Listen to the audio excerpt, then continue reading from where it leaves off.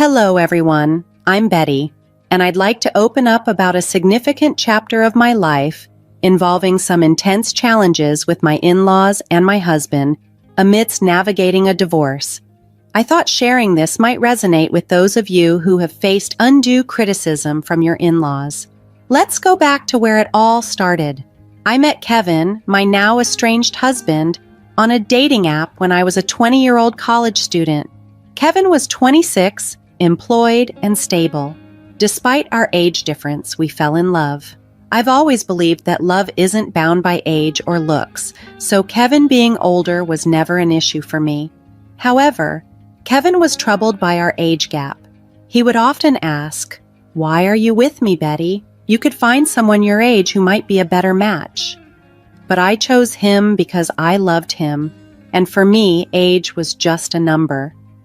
Kevin's insecurities were deep-rooted. He would persist. "There must be other reasons, Betty. It's not usual for someone like you to love someone like me. I wish you'd just tell me the real reason." I reassured him repeatedly that my feelings were genuine. I wasn't interested in dating someone my age. I loved him, and that was what mattered to me. Despite my assurances, Kevin's self-doubt lingered, hinting at deeper self-esteem issues that seemed to have kept him single before we met. Eager to prove my genuine affection, I made it a point never to let Kevin spend excessively on me. While I was a college student managing my finances, I wasn't wealthy but made sure to buy him thoughtful gifts and handle my expenses. I always worked part-time jobs, ensuring I wasn't financially dependent on him. Kevin seemed to appreciate these efforts, but sadly, his insecurities didn't fade and he continued to question the sincerity of my love, which deeply hurt me. It took 3 years before I fully understood the origins of Kevin's issues when I met his parents, Samuel and Charlotte. Samuel, Kevin's father, had a turn of fortune when he won the lottery, which dramatically changed their lives. This background gave me insight into the environment that shaped Kevin's perspectives and insecurities. After they won the lottery, Samuel and Charlotte bought a lavish house and wisely invested the rest of their winnings. Yet, their newfound wealth seemed to come with a sense of superiority. During our first meeting, Samuel often bragged, saying, "Not everyone makes it big like me. I was just a hard worker, and look where it got me. Do you realize how rare it is to win big in the lottery? Yet, I managed it on my first try." They were quite proud of their decision-making skills, often implying that Kevin, despite his college education, would never reach their level of financial success. Charlotte often suggested that Kevin's previous partners were only after his money, leaving him as soon as they were financially better off. They openly doubted Kevin's ability to make good decisions, which infuriated me. It seemed like Kevin's parents were painting every woman he dated as a gold digger, and over time, Kevin began to believe this narrative himself. This insinuation that I was just another gold digger became an embarrassing and hurtful part of their narrative. Fed up with their baseless assumptions, I stood up for both Kevin and myself. "I'm sorry, but I have to disagree with you. Kevin has worked hard to establish his career, and in time he will achieve even greater success." But Samuel retorted, "Well, that doesn't change the fact that women only want him for money. The money we have is ours, but Kevin does co-own the house. Eventually it will be his. Every time these girls see our $350,000 house, I swear they just see dollar signs." I couldn't hold back. "I can't speak for Kevin's past relationships, but I'm certainly not in this for the money. I love your son, and that's why we're together. I have no interest in your house." Charlotte then said, "Don't worry, Betty. Sometimes it's hard to accept that people can be successful and live in nice houses. You live in a small rented apartment with roommates. You might start desiring it after spending time around our house too." Their comments pushed my patience to the limit, and I was on the verge of losing my temper. Kevin heard everything but chose not to respond or defend himself. instead steering the conversation in a different direction. His indifferent attitude on our way home took me by surprise. After a particularly tense visit with his parents, I decided it was crucial to address the issue directly with Kevin. Kevin, your parents are being unfair and hurtful towards both of us. Why didn't you stand up for me? Kevin sighed, his frustration evident. What did you expect me to say, Betty? My past isn't exactly encouraging. I've been used before by people who only saw my parents' wealth, making plans for when they would inherit the house. Even if they were wrong before, that doesn't mean they're wrong about everything. I felt a pang of hurt. Even if those women were after your money, that doesn't mean I am. It hurt that you stayed silent while your family insulted me. Kevin looked conflicted. You know my family is wealthy now, and maybe they have a point. I'm not accusing you of having bad intentions, but I can see why it might look questionable to others. You don't have parents, and because of that, you might seem more reliant on my inheritance. His words were almost too much to bear. What you're suggesting is absurd, Kevin. I've never pressured you to spend on me. Not having an inheritance does not make me a gold digger. Kevin remained stubborn, unwilling to see my perspective. I love you, and that's what matters. Let's not argue about this anymore, he said, dismissing the need for further discussion. While some might have taken comfort in his declaration of love, I couldn't shake the feeling that he still harbored doubts about my intentions. I tried repeatedly to discuss it, even suggesting therapy to help him see things more clearly, but he refused, insisting there was nothing wrong. As time went on, I began distancing myself from his family. We got engaged right after I graduated from college, and I landed a decent job which allowed me to start saving for our wedding. We shared the wedding expenses equally and married when I was 23. However, the next 4 years of our marriage were rocky. Kevin frequently visited his parents, each time returning more distant and upset. I knew Samuel and Charlotte continued to poison his mind, still branding me as a gold digger. Despite my pleas for him to reduce contact with them, Kevin continued to see his parents often. Their negative influence began to deeply affect his view of our relationship, convincing him that no one could truly love him for who he was, even after years of my unwavering love. Kevin's suspicion towards me never seemed to ease, and the weight of constantly having to prove my sincerity grew increasingly exhausting. However, the moment that truly tested us came on Kevin's birthday. Preferring a low-key celebration, we decided to have a small cake party at our home. Excited to make his day special, I surprised him with the expensive watch he had long admired. Kevin was thrilled with the gift, but my heart sank when he suggested we show it off to his parents. Despite my hesitation, I went along with him. Upon our arrival, Kevin couldn't wait to show off his new watch to his parents. Mom, Dad, look at this beautiful watch Betty got me.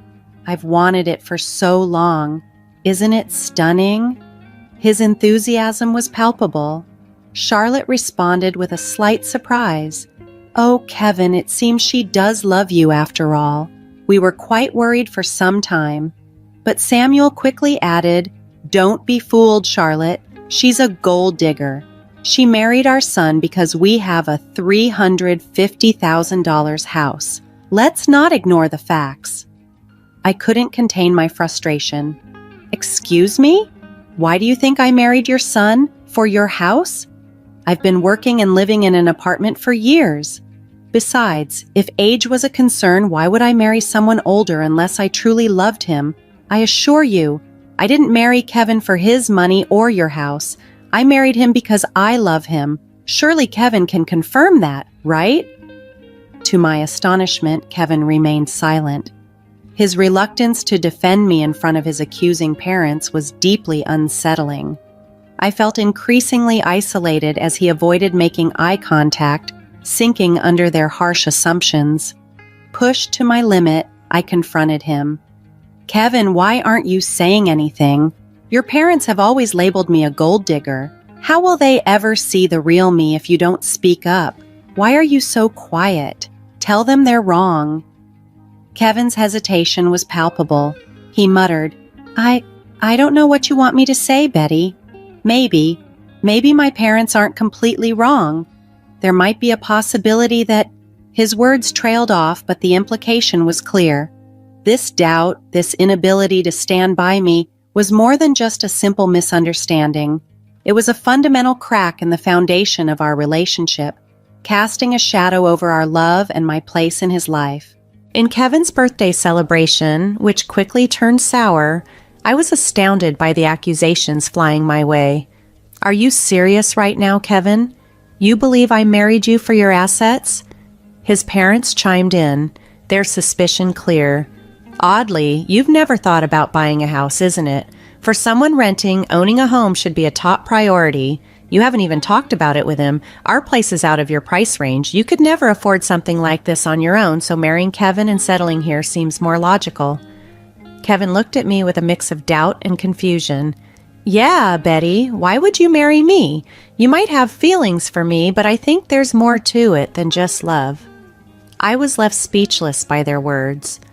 All the love and affection I had felt for Kevin seemed to evaporate in an instant. Both my in-laws and my husband saw me as nothing more than a gold digger. While the skepticism from his parents was hurtful, it was Kevin's agreement that cut the deepest. At that moment, I resolved to end our marriage. I didn't reveal my decision right away. Instead, I waited for the appropriate moment. Once Kevin and I were back home, I contacted a lawyer and began the divorce process. The lawyer assured me that everything would be prepared within a week. Meanwhile, I moved into a separate room, giving myself some space. Kevin thought I was merely cooling off and had no inkling of my intentions. When the divorce papers were ready, I gathered my belongings and left. Kevin, clearly distressed, called me in a panic. I told him to meet me at a specific address and to bring his parents. Despite his confusion, he complied. As they arrived, I stood waiting on the porch of a stunning house. Their expressions shifted to surprise as they took in the scene. "You must be wondering why I brought you here," I said, gesturing to the luxurious surroundings. "It's a beautiful house, isn't it? No one can compare their home to this one. It's worth around $3 million in today's market. Quite expensive, right?" The dramatic setting was my way of showing them that their accusations and suspicions were unfounded. I was not the person they thought I was, and I needed to make that clear in the most unforgettable way. "But it's worth every penny," I said, gesturing towards the lavish interior of the house, which also boasted furniture worth millions. "What is this place, Betty? I don't understand why you have access to such a house," Kevin asked, puzzled. "Why don't you all come in so we can talk properly? I can't explain everything standing here on the porch," I suggested, brushing off their astonishment as I led them inside. They followed, their eyes widening in awe at the opulent decor that greeted us. The owners had spared no expense in furnishing their home. As we settled into the plush sofas, I took a deep breath, ready to address the elephant in the room. "I've made a decision, and that's why we're here. I filed for divorce," I stated, handing over the papers. "We can proceed with an uncontested divorce if you agree." "What? I don't understand. Why are you filing for divorce?" Kevin's voice was a mix of confusion and concern. "It's simple," I said, my voice steady despite the storm of emotions inside me. "You and your parents think I'm a gold digger. You believe I married you for your house and your money. Despite everything I've said, you've refused to listen. So it's better for everyone if I leave, sparing you from what you deem my gold-digging tendencies. You're considering divorce just because my parents spoke what they believe to be the truth? That's ridiculous," Kevin retorted, disbelief coloring his tone. "I think it's for the best," I replied, firm in my resolve. His mother, watching the exchange with an unreadable expression, chimed in. "If she's so adamant, you should just sign the papers, Kevin. Then, at least you can find someone who truly loves you." "Why did you bring us to this house, Betty? Do you expect me to buy this for you as part of our divorce settlement?" Kevin asked, suspicion in his voice. "Why would I need you to buy this house, Kevin? This house is already mine, I answered calmly, watching their shock and disbelief unfold. They looked at me as if I were joking. How on earth can you afford a house like this? You're renting and your job isn't enough to cover something like this. Stop lying to us, Kevin's father demanded, his tone sharp with suspicion. Their disbelief was palpable, but the truth of my independence and financial capability was something I was ready to prove once and for all. This revelation was not just a statement of my financial independence, but also a declaration of my autonomy, forever altering the dynamics of our relationship. I'm not lying, I asserted firmly, seeing the disbelief on their faces. Kevin, remember when I mentioned that my parents left me some inheritance? Well, this house is part of it. It's under a trust for now, but I will officially inherit it when I turn 31. I don't need to work a high-paying job because I have a trust fund waiting for me. That's impossible, Kevin interjected. Your parents passed away a long time ago. They should have given you the house earlier. You see, my parents were aware of the potential leeches I might attract, I explained. So they instructed me never to disclose the house or the trust fund to anyone. Call it foresight, but they knew someone could try to exploit me. Hence, they placed everything in a trust to keep it safe until I reached 31. By then, I'd hopefully be settled with someone who genuinely cared about me, not my inheritance.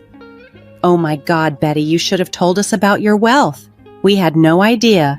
This is a sizable house you have. We could all live very comfortably here, Kevin's mother exclaimed. Yeah, you should have shared that sooner. We thought you were after our house. We could have avoided all the misunderstandings, Kevin added, looking relieved yet somewhat embarrassed. I always knew Betty was perfect for Kevin. I've been saying she's a great woman. Look how wealthy she is. Kevin found a great match. His father chimed in, his tone shifting dramatically.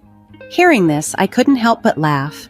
Their attitude toward me had shifted so rapidly it made my head spin.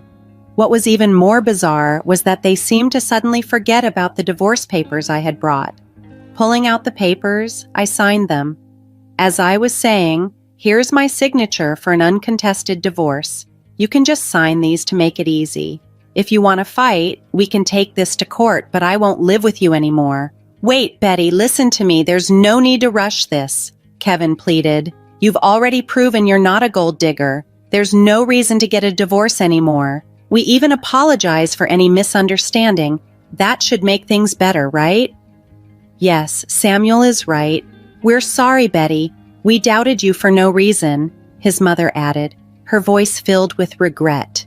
Despite their apologies and sudden change of heart, the clarity of their initial judgments and accusations lingered in my mind, reinforcing my decision to step away from a relationship where trust had to be proven rather than given. I don't want your insincere apologies, I said firmly, my resolve unwavering. For 3 years, you allowed your family to berate me and label me a gold digger. I expected you to defend me, but instead, you sided with them and even accused me of the same. I can't stay with someone who doesn't respect his wife. I'm done, Kevin. We can part ways amicably or involve the courts. The choice is yours. Charlotte and Samuel tried desperately to change my mind, pleading with me to overlook the past. In their eyes, what had transpired was just a minor misunderstanding. However, their lack of genuine remorse for tarnishing my reputation only fueled my anger. When I reached my breaking point, I demanded that they leave before I called the police. My firm stance intimidated them, and they left without further argument. Over the next few weeks, Kevin and his parents continued to harass me. They begged, pleaded, and even offered bribes to persuade me to stay. Their belief that money could sway my decision only intensified my fury. It was a stark revelation of their persistent view of me as someone motivated by financial gain. Ironically, since Kevin co-owned the house with his parents, I was entitled to half of his share, which only fueled their desperation for reconciliation. Despite their relentless attempts, I remained steadfast in my decision to part ways. I relocated all my belongings to my parents' house, asserting my right to stay there even before officially taking ownership. Kevin and his parents persisted in their attempts to reach out, prompting me to change my phone number to avoid their constant calls from unfamiliar numbers. Kevin even attempted to discuss matters at my workplace, but I had informed security beforehand, and they asked him to leave. Kevin still hadn't signed the divorce papers, holding out hope for a change in my decision. Nearly a year has passed, and yet the situation remains unresolved, a testament to the complexity and emotional depth of our entangled lives. Since I initiated the divorce proceedings, with less than a year remaining until the legal process is concluded, I've managed quite well on my own. Living independently, I've found both happiness and financial stability. While I've gone on a few dates, I'm not considering anything serious at the moment. According to a cousin of Kevin's, his family is now worried about having to pay me my rightful share of the house. The legal fees are mounting and their savings are proving to be insufficient. Kevin is even advocating for selling the house, harboring resentment toward his parents for the upheaval they've caused in his life. At this point, I simply don't care about their dilemmas. My only goal is to be free from that toxic family and move on with my life, leaving the chaos and negativity behind.